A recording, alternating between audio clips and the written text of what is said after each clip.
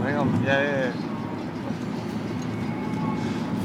What are you drinking, Adam? Robitussin. Got this dry cough that I can just... It's about my 6th bottle on this trip. And I tell you what, it is doing me wonders. But anyway, Ron and Alva, great people. Great people. My second family, I like to call them.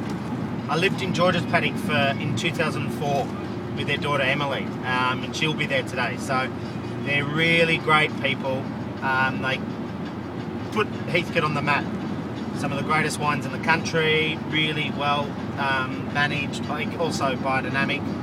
I can't say a bad word about them. They are tremendous. I still have every bottle of bloody Jasper back to 91 in my cellar.